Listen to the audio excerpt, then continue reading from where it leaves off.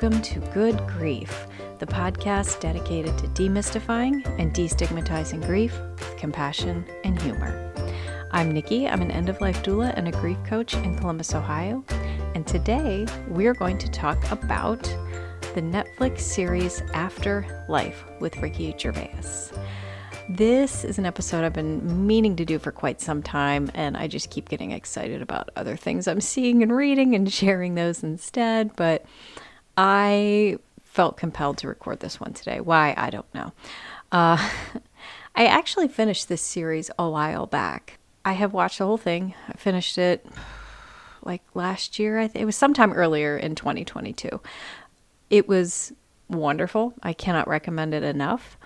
It is a British black comedy drama series. It was created, written, and produced by Ricky Gervais, which, if you are not familiar with him, he's a comedian from England, Britain, UK. He also plays the lead character, Tony Johnson.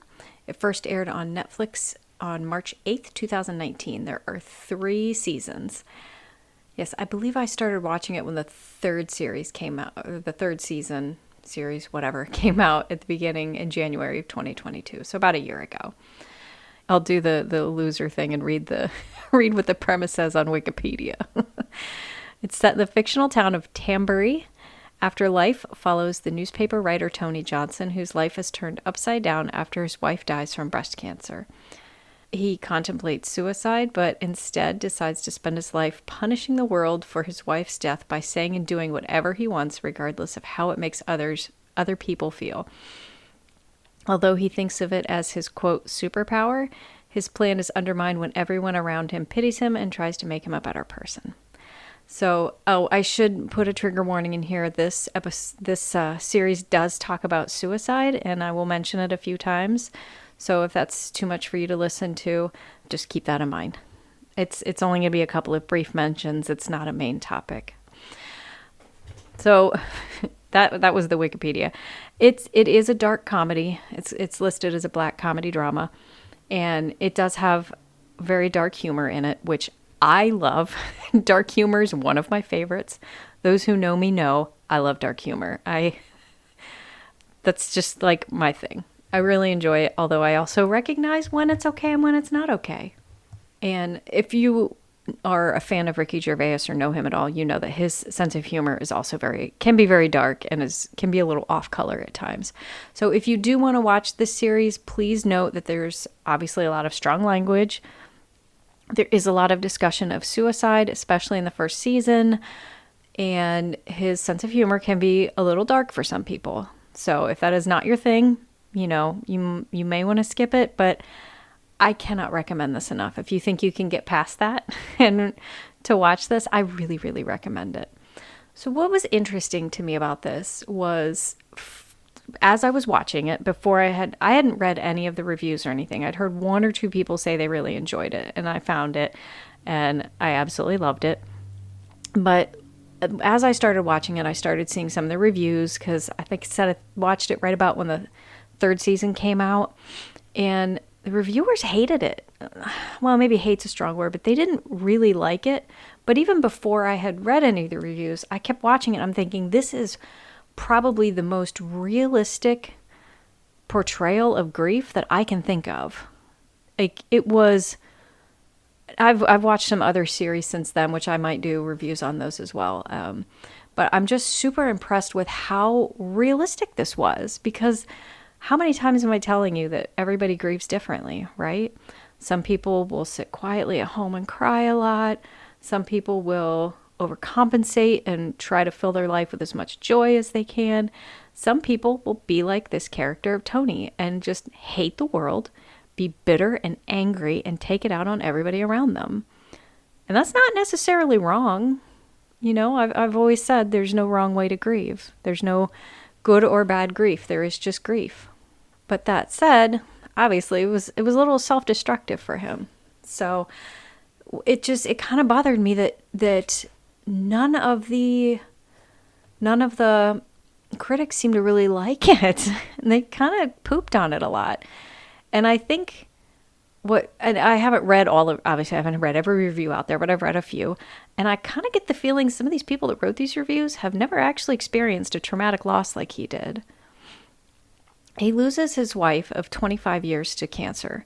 And throughout the series, he's watching videos of them while she was still alive, and a series of videos that she made for him while she was in the hospital, talking directly to him, telling him how to get on with his life and how to move on without her.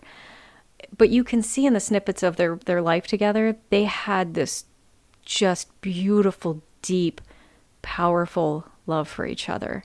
One of those loves that comes along once in a lifetime. And he loved her so much. You could feel it just watching some of these flashback videos that he was watching.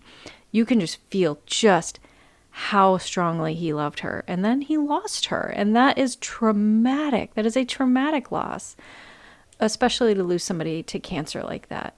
So, and you could see in the snippets before she was even diagnosed that he still had that they both had that dark sense of humor, which is why they loved each other so much. So it was just kind of emboldened with his loss and with his grief. And again, I just felt it was so incredibly honest. I'm just baffled how many critics didn't like it. But most of the viewers I've seen, like most first person, like Joe Schmoes saying they watched this video or watched this series, really, really liked it. And just FYI, I'm not going to put any spoilers in here because you find out in the first episode his wife is gone. That's kind of what the whole show is about. So that's not a spoiler. But throughout this series, there are other losses that occur. There are other griefs that happen for some of the other characters as well as himself. And it's really honest. And I just felt the whole thing was incredibly beautiful. So I won't go into too much specifics. I really feel like if you can handle the off-color humor and some of the language, I really would recommend this. It's quite good. But I won't go into too much detail so you can watch it. But some of the moments and things that stuck out to me the most were, as I said, in the first season, he's probably at his worst because the loss was somewhat recent. And as I read in the description, he kind of lashes out at the whole world. He wants to punish the world because he's hurting, which again, sometimes a normal form of grieving. When you're hurting, you want everybody around you to hurt too, or you at least want people to recognize you're hurt. So and he does this. He in a way punishes the world around him by just being kind of an epic jerk. And using nasty language, saying awful things to people. And you can tell he doesn't necessarily really mean it. People who are closest to him, that love him the most, just tolerate it and know that he's just hurting that bad. And he also, in the first season, is obviously suicidal. He flat out says it all the time. He's like, I'm going to kill myself. I want to die. And not in that sad, like, oh, I can't live anymore. Like, he's like, no, this is stupid. I'm just going to kill myself. Like, he's very point blank about it, which is why, again, if that's too triggering for you, keep that in mind, because he's very blasé about killing himself. And that's his, and you can tell at moments he's not just kidding. He really hurts that bad that he doesn't want to be alive anymore. And part of it is a shtick, and part of it is serious. And there's a lot to that with regular grief too. Some people might try to hint that to other people that they're feeling bad enough they don't want to be alive anymore. And they might say it as kind of a half joke, but it's one of those things that they kind of mean it too. So I always tell people that's something to look out for. If somebody even jokes about harming themselves when they're grieving, take it seriously. That's something we learned in training too with the suicide hotline. You always take any reference to hurting yourself seriously. Regardless if it comes off as a joke or not, you have to take it seriously because they could be telling the truth in their own way. So as the show progresses, he meets another woman he goes to the cemetery to see his wife's grave and sit there with her a lot. And he runs into another woman there who is grieving her husband. And they develop this crazy little friendship, and it's super adorable and so much fun to watch. But she's grieving in a very different manner than him. And he knows that, and she points it out. And she also kind of gives him crap for it. She's not going to listen to his crap. She's like, I know you don't mean any of this, and you're hurting. and that's okay. And it's just another one of those beautiful, honest responses. And so he respects her because she's one of the few people that will just, throw it right back at him instead of just like giving him a sad puppy look when he's saying all these awful things. She just throws it right back in his face. And she's the one person who gets it too. So, yeah. So I won't give away too much more. Again, I would really recommend you watch it. But it is a comedy drama. So there are absolutely some episodes that will gut punch you. I cried so hard when I watched this show. Almost once per episode I would get choked up. But there were a few episodes where I ugly cried. Like, it will really get to you. And I was reading this interview with Ricky Gervais talking about, making the show and his thoughts and feelings. And he said there's one scene that no matter how many times he's watched it, he cries every time. And this isn't a spoiler, but it's in one of the episodes. He's watching a video of his wife in the hospital talking to him and explaining how to get on without her. And she reads the poem Immortality, which is Do Not Stand by My Grave and Weep. You've probably heard it. I'll read it here in a moment because it's short. But she reads that poem, and I bawled my eyes out when she read that. And he said he still can't watch. He's seen this scene a billion times, and he's still crying every time he sees it. But you've probably heard this poem. It's beautiful. It's perfect. But I absolutely love this poem. It's called Immortality by Claire Harner. It was first published in 1934 in an issue of, forgive me, this is the name of the magazine. It's called the Gypsy Poetry Magazine. I know that term is not necessarily politically correct anymore, but that was the name of the magazine at the time. So just so you know. So the poem goes, Do not stand by my grave and weep. I am not there. I do not sleep. I am the thousand winds that blow. I am the diamond glints in snow. I am the sunlight on ripened grain. I am the gentle autumn rain. As you wake with morning's hush, I am the swift upflinging rush of quiet birds in circling flight. I am the day transcending night. Do not stand by my grave and cry. I am not there. I did not die. I love that poem so much. It just speaks to me and to a lot of people so much, because you can stand at somebody's grave all day long and cry, but they're not there. The person is not the grave. The person is their life that's all around you. It's like it says, the winds that blow, the diamond glints of snow. It's our spirits stay with our loved ones after we're gone. And they hold that and they keep it with them. And in that way, we're always alive. So that is really all I have for this episode. It was relatively short, but I really can't recommend this show enough. It was so wonderful. It was such an honest and beautiful portrayal of grief, if not hard to watch sometimes. But grief is hard. Grief isn't easy. And grief is different for everybody. Some people handle it one way and other people handle it another. No two people handle their grief the same. And this show showed that more than just about any show I've watched. So can't recommend it enough. Okay. And with that, it is time for the Death Deck. Woohoo! Threw in a woohoo this time. All right. Let's shuffle them up.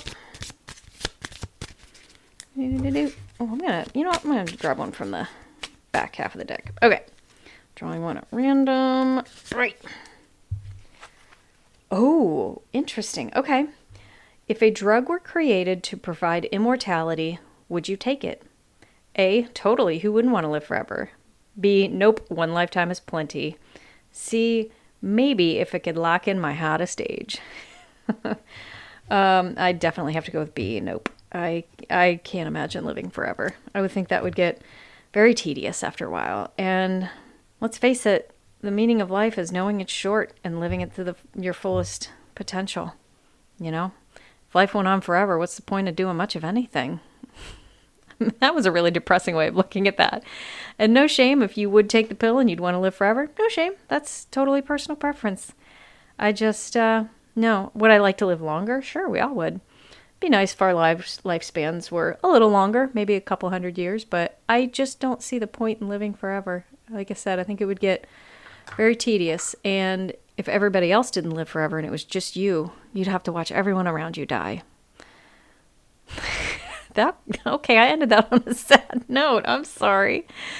Oh, goodness. All right.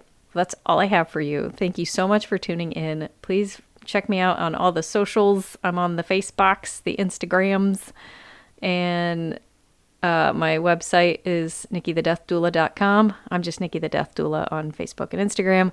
And please check me out on Patreon, patreon.com/Nikki the Death Doula. As always, all the funds I receive, or all the money I receive from Patreon, goes to a fund so that I can provide pro bono work to those who cannot afford my services. All right, guys, thank you so much for tuning in. I hope you're having a lovely week. And remember, your grief is yours, your feelings are valid, and grief doesn't always have to suck. Good Grief was brought to you by me. You can find me online at nikkithedeathdoula.com. Today's episode was produced by me. Research and scripts written by me. Your host is me. Editing and sound design also me. Music is not me. Music is Cheery Monday by Kevin MacLeod. License information can be found at filmmusic.io/standard-license. Special thank you to my best friend and husband for constantly reassuring me that I don't suck.